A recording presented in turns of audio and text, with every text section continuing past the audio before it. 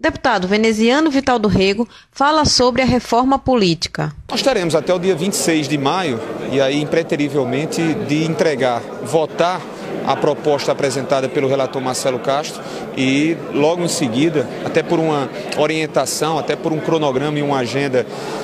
apresentada pelo presidente Eduardo Cunha, para que na primeira quinzena do mês de junho, assim nos debrucemos e produzamos uma reforma política. Eu tive a oportunidade de falar com você, de falar com o Napoleão, de falar com os seus telespectadores a respeito daquilo que a gente espera como ideal e daquilo que haverá de ser a produção final sobre essas discussões. Alguns pontos mais facilmente consensualizados, outros com mais dificuldades, até porque são temas delicados, são temas controversos, são temas onde há uma heterogênea posição de cada um dos partidos, e não são poucos os partidos que nós temos aqui na Câmara.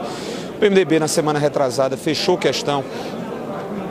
corrijamos, não é que fechou questão, mas amplamente, majoritariamente, se posicionou a favor do voto majoritário, distritão, que nós costumamos e assim designamos, que é exatamente o de poder ter nas casas legislativas parlamentares eleitos com um número maior de votos e não mais utilizando-se da proporcionalidade. Isso é um ponto fundamental e decisivo para que outras definições sobre a proposta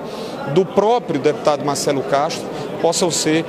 debatidas. Então o PMDB vai majoritariamente defender o distritão, defendemos o fim da reeleição, defendemos a eleição em uma única data, ou seja, eleições gerais. Existe por parte do nosso partido uma firme disposição também de fazer defesa em relação ao financiamento público e privado, com muitas limitações. Afinal de contas, precisamos fazer uma fiscalização maior, precisamos estabelecer critérios para que não ocorra aquilo que nós vimos em outros processos eleitorais, mas o financiamento misto é a posição majoritária do partido aqui na Câmara. Enfim, até o mês de junho, primeira quinzena, e aí inarredavelmente nós temos que enfrentar essa questão para, quem sabe, já ter dos seus resultados efeitos para as eleições municipais de 2016.